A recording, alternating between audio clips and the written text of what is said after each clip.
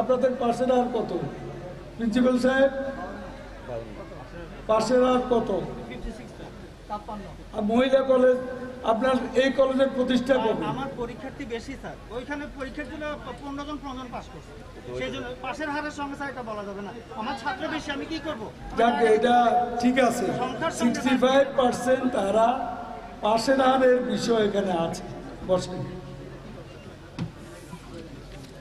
আজকে যে দাবিগুলো তোমরা বলবা না, আজকে যে দাবিগুলো আপনারা নিয়ে এসেছে, সেই দাবিগুলো আমি যতটা জানি এটা আপনারা 1 সপ্তাহ আগে চিঠি দিয়েছে। কেন তার আগে কি ঘুমিয়েছিলেন? এই যে এই দাবিটা এই যে ভেঙে ভেঙে পড়ছে, না না, এগুলো আমার কাছে আগে আসলো না কেন? এখন যে সামনাসামনি কলেজের একটি মেয়ে বক্তব্য দিল, সে বক্তব্যটার জন্য তো আপনারা দায়ী। সে বক্তব্যের মধ্যে যে অভিযোগ, এই অভিযোগের জন্য আপনিই দায়ী। আপনি কেন এগুলো আগে জানালেন না? আমি বাংলাদেশের অনেক কাজ করছি, প্রয়োজনীয় কাগজপত্র জমা দিতে হবে। তোমাদের কর্তৃপক্ষ ঠিক মতো কাগজ জমা দেয়নি বলে অনার্স কোর্স তো চালু হয়নি, এখানে প্রয়োজনীয় সংস্কারও হয়নি। রাস্তা তো টেন্ডার হয়ে গেছে, এটা কি ছাত্রছাত্রীরা জানে না? তাদেরকে বলেননি এই রাস্তা টেন্ডার হয়ে গেছে, তারপরে বলছে রাস্তা খারাপ। পৌরসভা থেকে টেন্ডার হয়ে গেছে, তারপর আবার বসুয়ারে যে রাস্তা, ওটাও কিন্তু টেন্ডার হয়ে গেছে সবই কিন্তু, এবং ওটা কাজই শুরু হয়েছে। আমি নিজেই দেখলাম কাজ শুরু হয়ে গেছে। এখানে আপনার ছাত্রছাত্রী কত? হ্যাঁ, 4,500। হোস্টেলে কত থাকবে? হোস্টেল ফ্যাসিলিটিস নাই। হোস্টেলের জায়গা আছে? জায়গা আছে। শহীদ মিনার নির্মাণ করা একটা আছে, শহীদ মিনার, কলেজ গেট, এগুলো ছোটখাটো কাজ, এগুলো আগে বললেই হয়ে যেত। এগুলো কোন মিনিস্ট্রির কাজ? প্রকৌশলী। ঠিক আছে, এটা আমাকে মনে করিয়ে দিবে। ঠিক আছে, এটা ভবন অনার্স কোর্স প্রক্রিয়া চলছে, এটা হয়ে যাবে। কাগজপত্র দেরিতে গেছে বলে একটু দেরি হচ্ছে। আসলে এটা প্রক্রিয়া, the process is under way. আমি আশা করি শিগগিরই এটা হয়ে যাবে। শিক্ষক সংকট নিয়ে আমি বারবার শিক্ষামন্ত্রীর সঙ্গে আলাপ করেছি। আমার এই কলেজ, কবিরহাট কলেজ, দুটোই সরকারি কলেজ, শিক্ষক সংকট অত্যন্ত তীব্র। গত সপ্তাহেও ক্যাবিনেট মিটিংয়ে আমি শিক্ষামন্ত্রীকে বলেছি, তো তিনি যেটা বলেছেন যে সরকারি কলেজে শিক্ষকদের যখন কোথাও পোস্টিং দেওয়া, শিক্ষকরা যেতে চায়, মফস্বলে আসতে চায়, এটা একটা সমস্যা। কিন্তু বেসরকারি কলেজ হলে আসে, সরকারি কলেজে কেন আসে না? আমি শিক্ষামন্ত্রীকে বারবার বলেছি, তাহলে শিক্ষকদের জন্য সরকারি কলেজগুলো সুযোগ সুবিধা কম দিয়ে থাকে, তা নাহলে আসবে না কেন? অসুবিধাটা কোথায়? তো এই বিষয়ে সরকারের উচ্চ পর্যায়ে আলাপ আলোচনা চলছে। আজকে দেশে শিক্ষকের সংকটও রয়েছে। এই সংকটের সমাধানে শিক্ষামন্ত্রী আমাকে বলেছেন যে বছরের মধ্যে শিক্ষক সংকটের একটা সমাধান পাওয়া যাবে। আর যেসব বিষয়, শহীদ মিনার, কলেজ গেট, এগুলো আমি ঢাকায় গিয়ে উদ্যোগ নেব। এবং একটা ভবন এটা হওয়া দরকার, জায়গা আছে এটা আমরা প্রস্তাব দিলে হবে না, বাস্তবায়িত করতে হবে। একটা ভবন এখানে হওয়া দরকার এবং আমি আশা করি এগুলো ঠিক মতো আমার নজরে আসেন।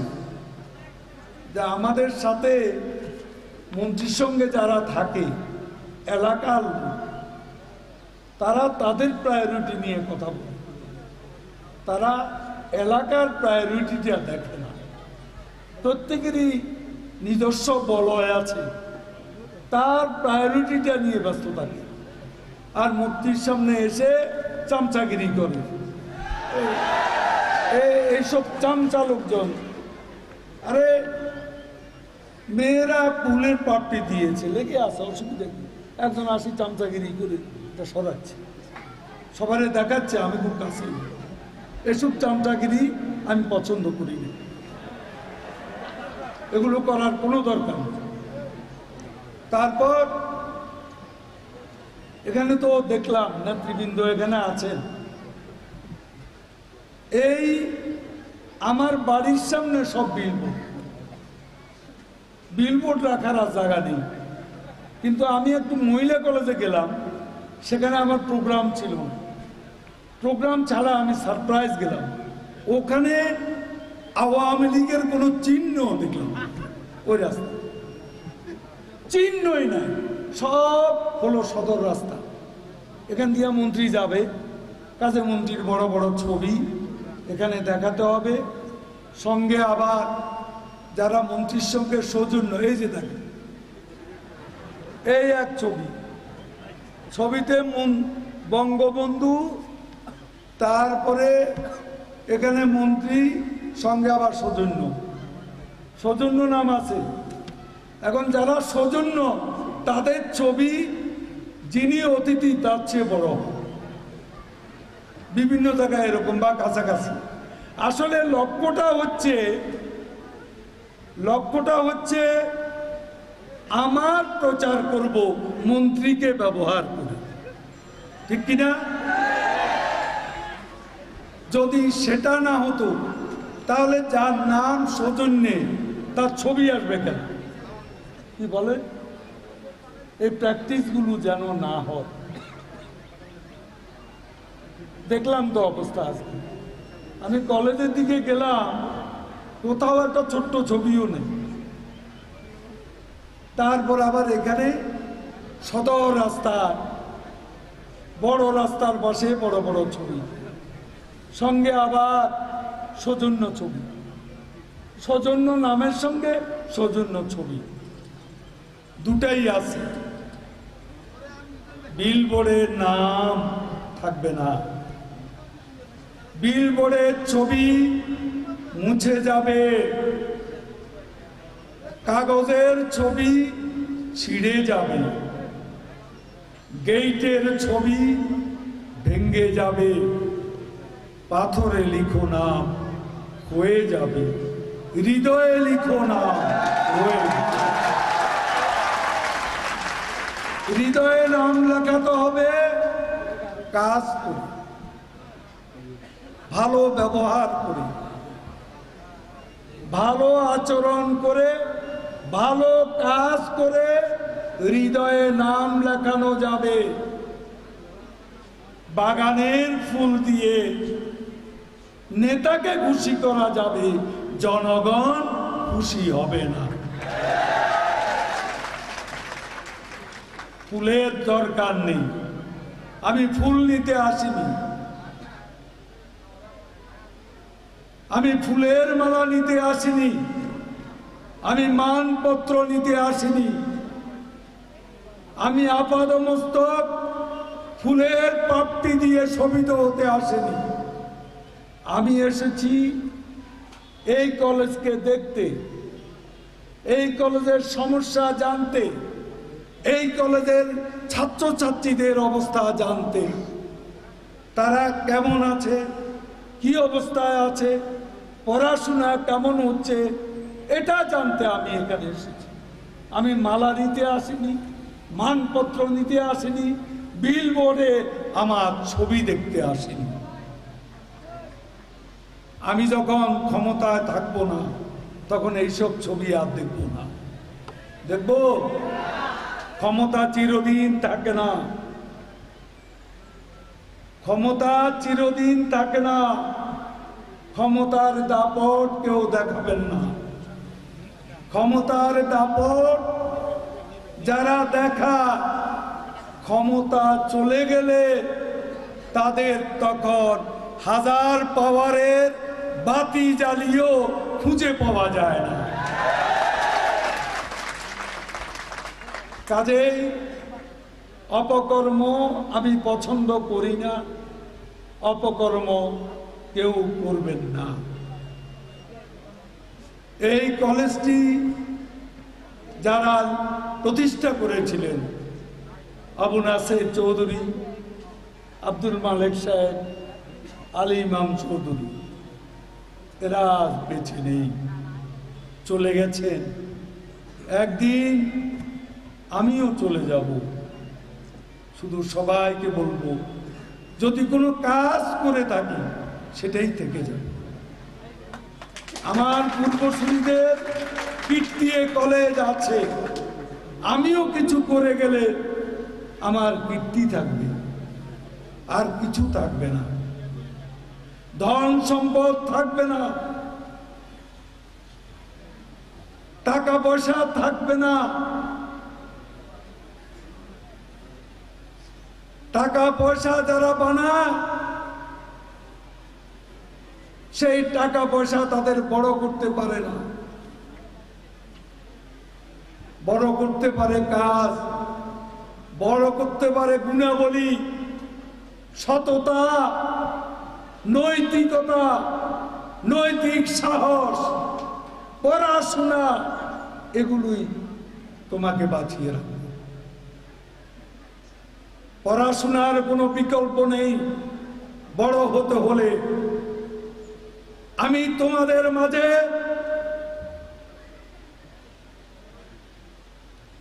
শিক্ষার্থী চাই, পরীক্ষার্থী চাই না। এখন পরীক্ষার্থী বানানো হচ্ছে, শিক্ষার্থী হচ্ছে না। শিক্ষার্থী হলো কোয়ালিটি এডুকেশন, মানসম্মত শিক্ষা। সেটা না হলে জীবনে বড় হতে পারবে না। আজকে পরীক্ষার সময় সার্টিফিকেট পাওয়ার জন্য যে শিক্ষা, সেই শিক্ষা আমাদের কাম্য হতে পারে না। জীবনের জন্য শিক্ষা চাই, জীবিকার জন্য নয়। টু মেক এ লাইফ আর টু মেক এ লিভিং, কোনটা চাও? You want to make a life আর you want to make a living? জীবিকা নয়, জীবনের জন্য শিক্ষা চাই। কি মনে থাকবে? এ কথাগুলো মনে রাখবে। আর এই তরুণরা, তোমরাই কোম্পানিগঞ্জের ভবিষ্যৎ, তোমরাই বাংলাদেশের ভবিষ্যৎ, তোমরাই আগামী দিনে বড় নেতা হবে, ইঞ্জিনিয়ার হবে, এক্সপার্ট হবে, রিসার্চার হবে, একাডেমিক হবে, এডুকেশনিস্ট হবে, সায়েন্টিস্ট হবে এবং কম্পিউটার ইঞ্জিনিয়ার। তরুণদের হাতেই আজকের বাংলাদেশ, এই ডিজিটাল বাংলাদেশ। শেখ হাসিনা, যার প্রধানমন্ত্রী শেখ হাসিনা, যে ডিজিটাল বাংলাদেশের স্বপ্নী ও রূপকার, সেই ডিজিটাল বাংলাদেশে আজকে তোমরাই হচ্ছ কারিগর। তোমরাই নির্মাণ করবে ডিজিটাল বাংলাদেশ। বিলবোর্ডে ছবি দিতে হবে, এই দিকে নজর দিও না।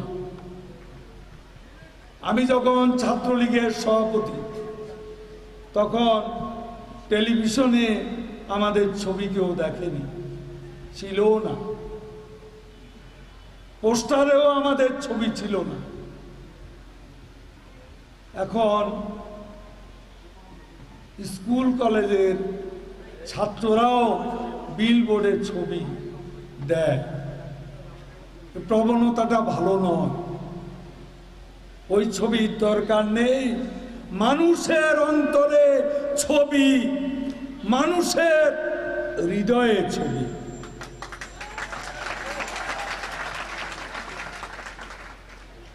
মনে থাকবে? আর সব সময় শৃঙ্খলার মধ্যে থাকবে, সততা, সততার মধ্যে থাকবে।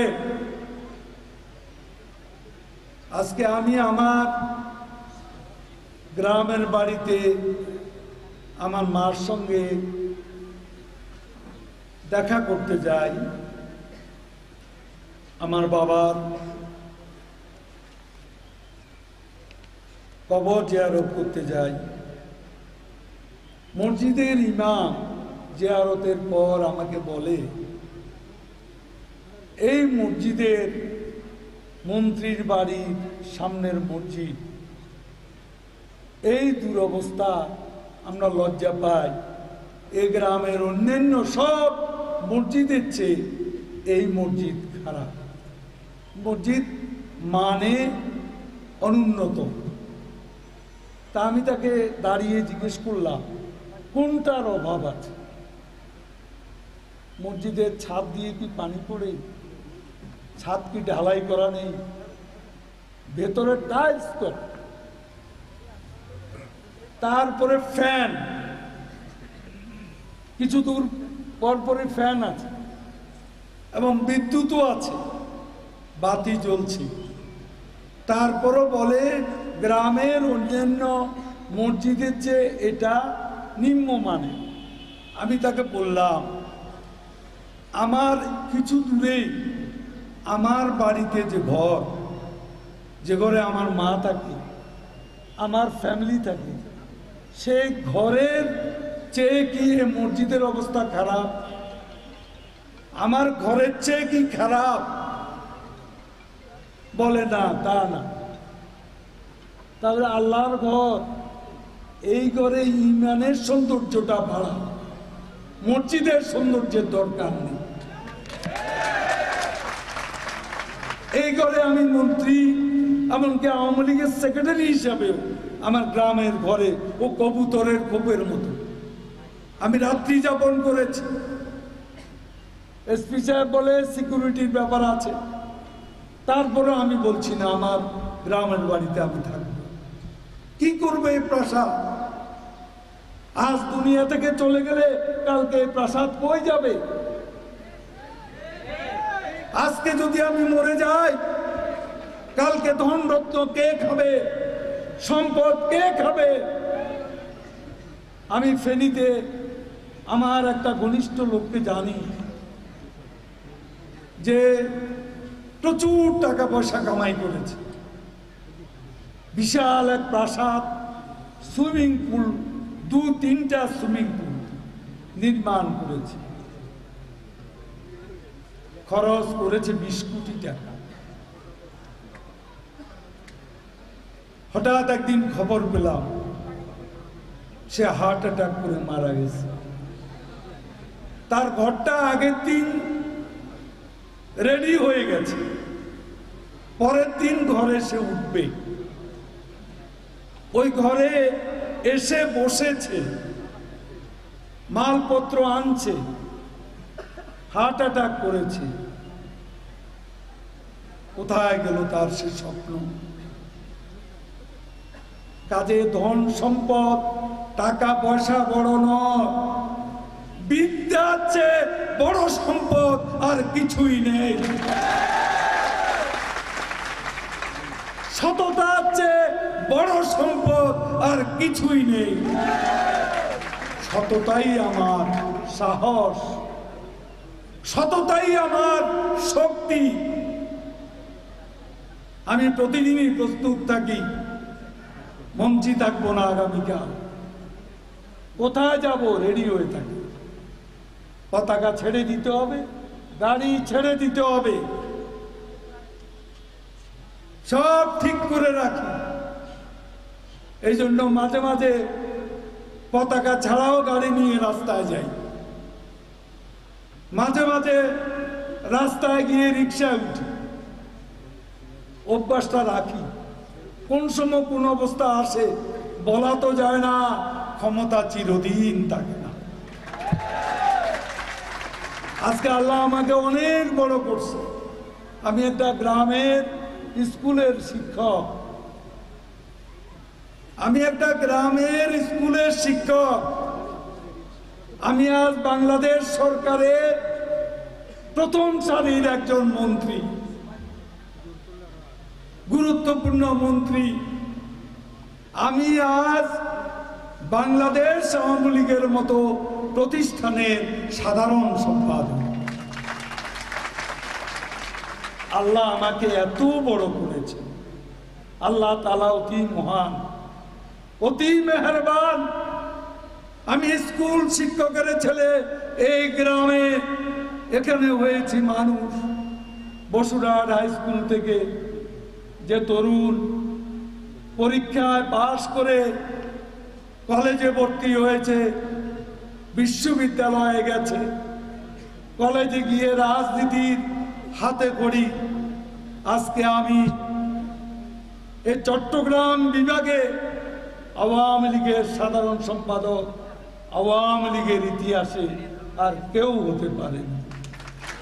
আল্লাহ তাআলা এত মেহেরবান, আমাকে এত বড় করেছে।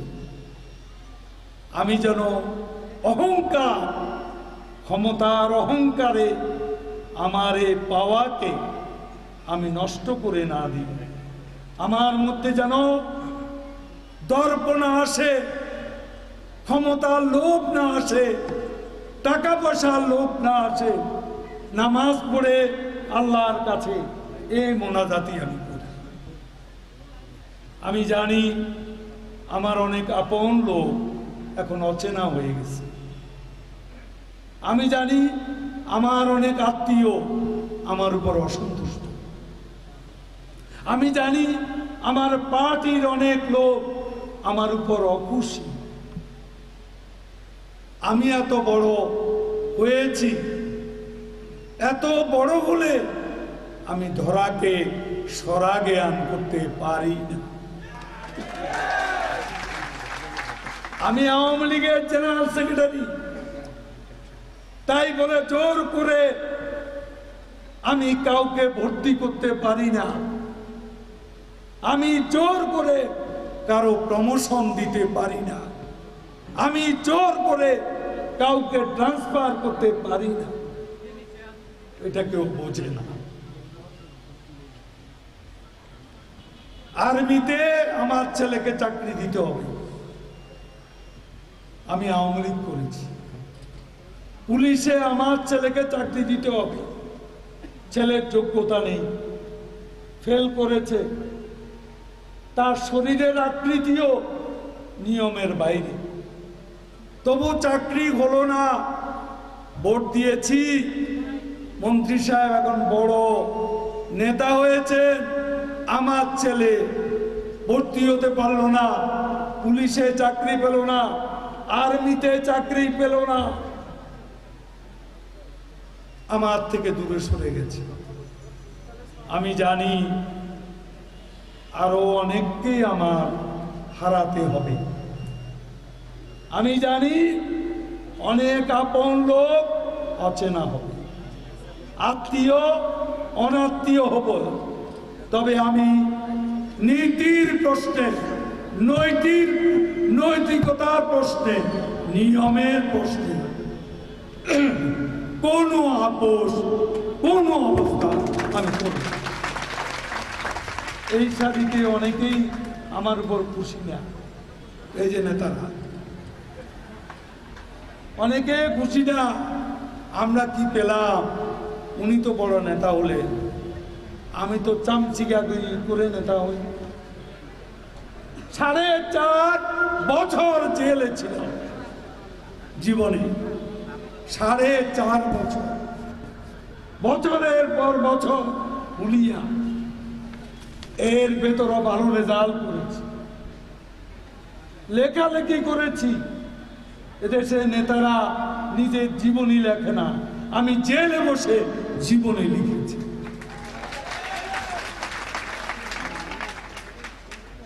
আমি বৃষ্টি আসছি, ওদের খারাপ তো যাক, আমি তোমাদেরকে শুধু একটা কথা বলবো, আবার সাংবাদিকদের বিষয় আছে। সাংবাদিকদের, আমিও সাংবাদিক ছিলাম, কাজে তাদের অধিকারটা আমার উপর বেশি। একসময় আমি সাংবাদিকতা করেছি অনেক দিন, যে কারণে সাংবাদিকরা একটা দাবি, একটা অধিকার বোধ তাদের আমার উপর আছে। তো এখানে আসলে আমি সব অনুষ্ঠানে প্রাসঙ্গিক থাকতে চাই, কিন্তু সাংবাদিকরা ইদানিং দেশে আসলে সব কিছুতে রাজনীতি, তো রাজনৈতিক প্রশ্ন করে। যাক, আজকে এখানে একটা সুসংবাদ দিচ্ছি তোমাদের জন্য, সেটা বলে পরে সাংবাদিকদের বিষয়ে যাচ্ছি। আজ থেকে সরকারি Mujib college campus free wifi নেটওয়ার্কের একটা কিছু দিয়ে গেলাম আমার আশা উপলক্ষে। ওয়াইফাই কর্তৃপক্ষকে হাততালি দিয়ে ধন্যবাদ।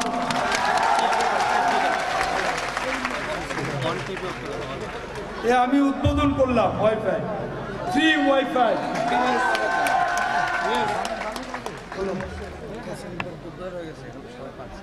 উদ্বোধন হয়ে গেছে।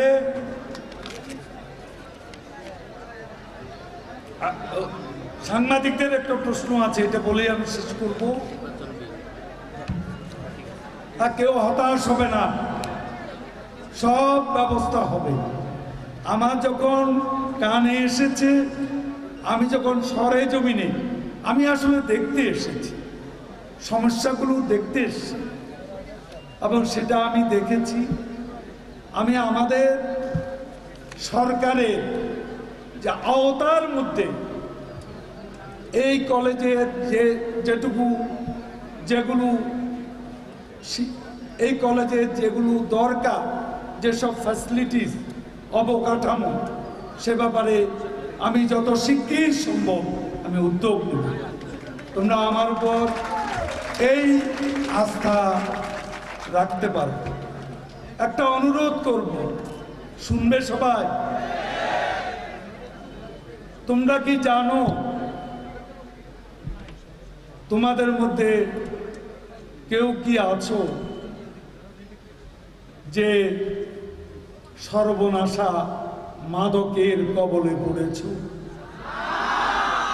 মাদককে না বলো।